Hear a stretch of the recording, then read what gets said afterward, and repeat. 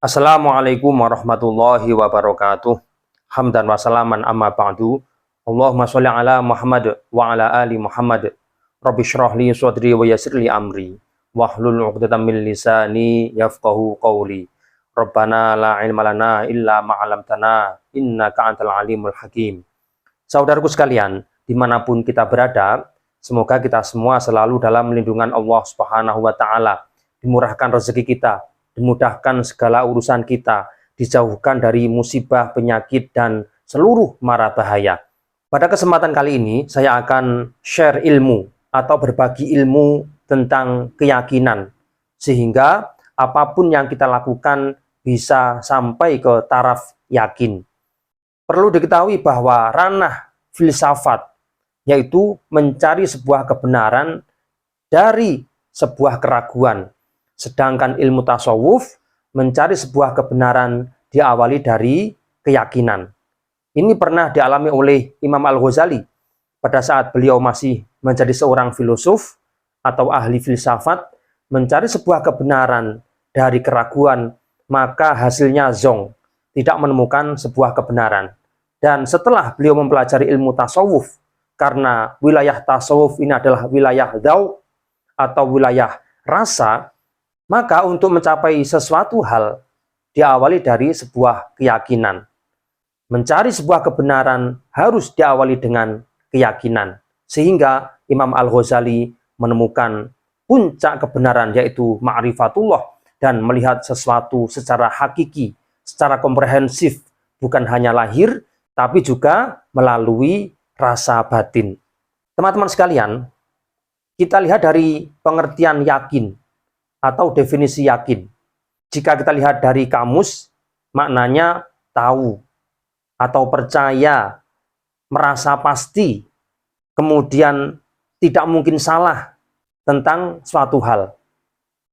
Nah, sehingga jika seseorang merasakan dalam batin, yaitu sebuah kepastian tanpa ragu sedikit pun, maka itu disebut dengan yakin, tanpa ada rasa keraguan.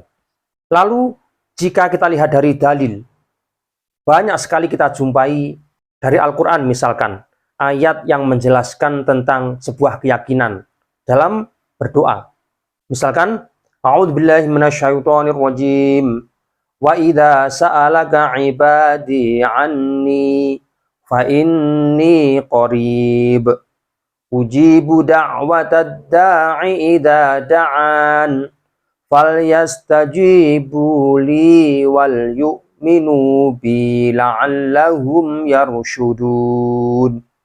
Yang artinya, wahai Muhammad, ketika hambaku bertanya tentang aku, maka jawablah, aku selalu dekat dengan mereka. Aku akan mengijabah atau mengkabulkan apa yang menjadi doa bagi orang yang mau berdoa.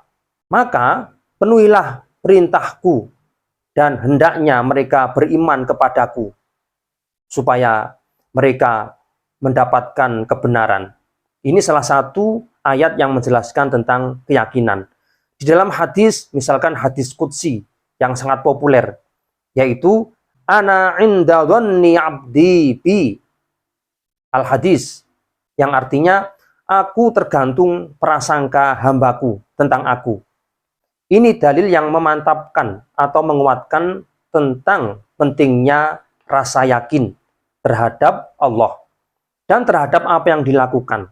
Nah, dalam hal ini adalah konteks berdoa atau meyakini sesuatu. Nah, dilihat dari sisi pembagian yakin, yang pertama ada yang namanya ilmu yakin atau ilmul yakin. Yakin level ini muncul atau lahir karena adanya sebuah ilmu pengetahuan yang kita miliki. Misalkan kita belajar, kita mengaji kepada guru tertentu, sehingga kita tahu tentang hal itu. Maka ini disebut dengan ilmu yakin. Lalu yang kedua, ada yang namanya ainul yakin. Yang kedua ini, yaitu sebuah pengetahuan dan keyakinan yang muncul karena dia melihat dengan mata kepala sendiri, atau mengalami dengan panca indera sendiri. misalkan melihat sesuatu hal, dan dia menyaksikan langsung, maka ini disebut dengan ainul yakin. Sedangkan yang ketiga, ada yang namanya hakul yakin. Hakul yakin ini adalah sebuah keyakinan atau kepercayaan yang muncul karena sebuah pengalaman yang pernah dilewati atau sebuah pengalaman yang pernah dialami oleh seseorang. Sehingga sebetulnya dari tiga elemen ini atau tiga pembagian sebuah keyakinan tidak ada istilah tingkatan, melainkan ini semua dihasilkan dari pengalaman masing-masing. Nah, kita sebagai seorang pelajar tentunya meyakini sesuatu pertama dengan ilmu yakin, karena kita tahu terhadap sesuatu dari sebuah ilmu pengetahuan, baik dari guru kita, dari teman-teman kita, atau dari sumber-sumber yang lain. Sedangkan pada saat kita mengalami hidup di masyarakat dan mengalami sebuah kenyataan apapun yang menjadi pengalaman kita, maka itu disebut dengan ainul yakin, sebuah pengetahuan yang kita peroleh dengan menyaksikan orang-orang atau kejadian di sekitar kita. Sedangkan yang ketiga, pada saat kita mengalami sebuah masalah atau sebuah anugerah yang kita dapatkan dari Allah Subhanahu wa taala, sehingga membuat kita yakin tanpa tergoyahkan sedikit pun. Nah, teman-teman, mengapa dalam melakukan banyak hal kita harus yakin? Perlu diketahui bahwa keyakinan adalah sebuah tiang. Tiang itu jika dia menyangga sesuatu dengan kekuatan penuh, ketika dia terkena ombak, terkena angin, dia tidak akan pernah goyah. Namun, jika tiang ini lemah, alias keyakinan kita itu lemah, maka jika terkena ombak, jika terkena goyangan, maka dia akan goyah dan bahkan bisa rusak atau roboh. Nah, ketika roboh, maka kita sebut dengan sebuah keyakinan yang gagal atau gagal yakin. Oleh karena itu, bagaimana kita mempraktikkan sebuah keyakinan supaya menjadi sebuah kenyataan dan betul-betul terjadi? Jadi seperti ini teman-teman, kita yakini bahwa di alam dunia ini terdapat gravitasi atau daya tarik magnet bumi, sehingga apapun yang ada di bumi, jika dilemparkan maka pasti akan jatuh ke bawah. Berbeda dengan benda-benda yang ada di luar angkasa, karena di sana tidak ada gravitasi atau daya tarik, maka ketika kita melemparkan sesuatu, dia tidak akan pernah jatuh ke bawah, alias melayang-layang. Nah, di alam semesta ini tidak lepas dari hukum loa atau hukum law of attraction, yaitu hukum tarik-menarik. Baik itu berupa benda maupun berupa energi-energi yang lain, termasuk doa, pikiran, ucapan, dan tindakan kita mengandung energi-energi tertentu. Walaupun energi sebetulnya memiliki nilai netral, artinya tidak ada sebetulnya energi negatif atau energi buruk dan energi positif atau baik. Energi ini bersifat netral, namun dia bisa berubah menjadi negatif atau menjadi buruk ketika dia diarahkan ke hal-hal yang buruk. Dan dia juga bisa menjadi energi dahsyat, yaitu sebuah energi kebaikan yang luar biasa jika energi tersebut diarahkan ke hal-hal baik.